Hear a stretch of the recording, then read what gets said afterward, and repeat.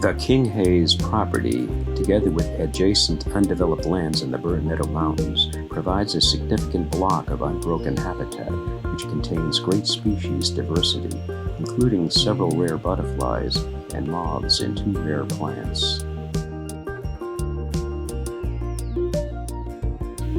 The property will remain undeveloped and is managed for wildlife and timber production using best management practices.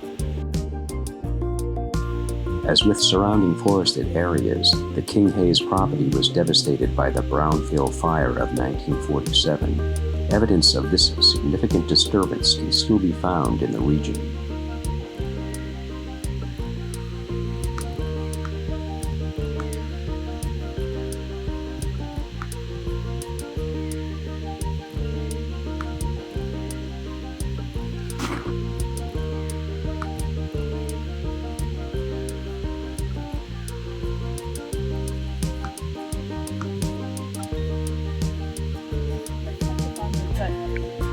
Two trees of the same diameter or the same size are not necessarily the same age, and so increment cores definitely pick up that, particularly for shade-tolerant trees like spruces and beeches, hemlock. They can like hang out in the understory for a long time and then be released. So some of these are red spruce cores from northern Maine, and some of our oldest trees are the smallest trees that we cored out there. And it's not necessarily the bigger, the older. They just had better growth conditions, the bigger trees. Black spruce? Red spruce.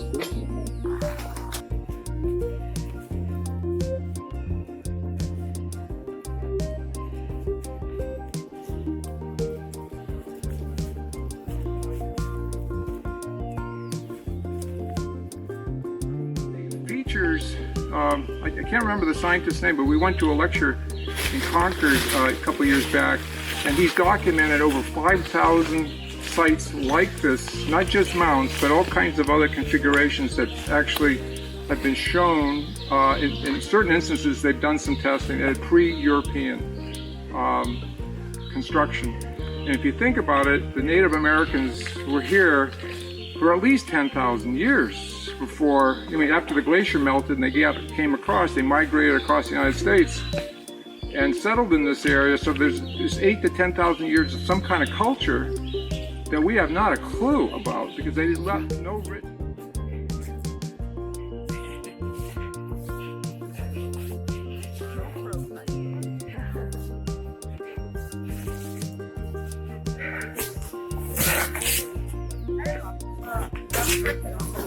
That is one amazing Weird, structure. the ladder wasn't there.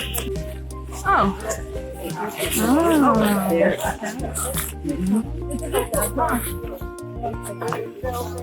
Was that the, We did this tower in 2004? 2004. And it started off as a project for a friend of mine who decided to bail on the whole thing because I couldn't give him a price. I had no idea what it was going to cost. So I looked at Olga, she looked at me, we said, okay, we're going to put it on our own property. So we picked this knoll. On a topo map, it's a prominent little knoll. And when we had this cleared, you can actually see, even without going up to the top, quite a distance. And then we built a road to come in here, and all volunteer work building this. And we had a helicopter. We built the structure on site down past the cabin. I have a work site area. And it was completely stripped down to these 4 poles and 2x4 diagonals everywhere to keep the weight down. The platforms weren't here. The platform, this was yet to place it on top. And then it took a good 6 months to a year to finish the whole thing and brace it off. But all these were poured on site and with a crew.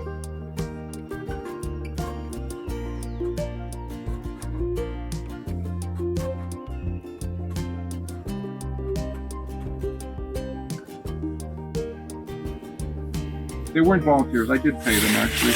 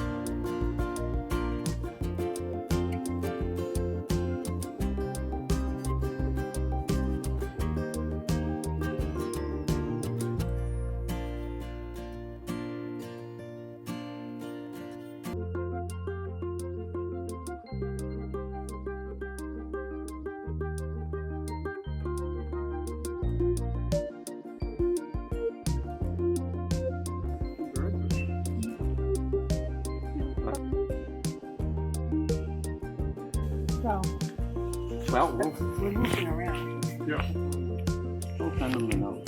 But there's a lot going on right here. Being on the ridge top, one of the things that really is evident, we got big time soil type change going on here. And consequently, the forest reflects that.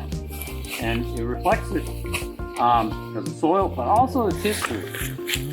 I have come up this slope, it gets incredibly steep over here, and it turns into almost a pure hemlock, which is what you see here, these small softwoods, all hemlock, with an occasional pine in the overstory, just like that. The pines are older. All these hemlocks are probably just under 70 years old. I had a feeling looking at it, it's growing so slowly that the soil probably burned in here. The humus probably burned. It probably actually even changed the soil type in some respects because it became unstable, its chemical makeup changed. And now we're talking, and if we had the increment core, go right through these little trees, I theorize that these little tiny hemlocks are really old. And I think because of the slope of the soils, it was really dry, and the wind must have changed the right direction. My father told me about that. You know, he was not a firefighter, but his boss said, we got to go over and help. We got to move people. We got to get them out of the way. And he said the wind kept changing direction.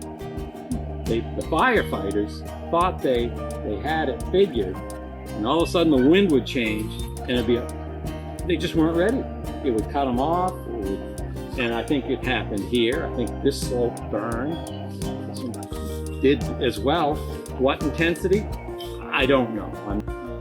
Beautiful white oak here. White oak is considered one of the best wildlife trees for the mast that it produces. They much prefer a white oak acorn. I guess they're sweeter or something. I don't eat them, but I haven't tried them yet. But so, you know, we have a lot going on right here, and this diversity is tremendous. I mean, for wildlife, sure, there's a lot of animal paths going along here. I saw them on the banks, steep banks there. Probably deer traveling in this area. They're definitely coming up here to eat, and they're going down in there for cover. And but just because of the aspect and the slope here, hemlock came in versus the hardwood. Over where we did the core, I assume those hardwoods are probably the same age as these hemlocks, but because of the soil and slopes there, you've got hardwood regenerating, and it may have been the temperature of the fire as well. But over here, the hemlock came in, so it's a really interesting spot.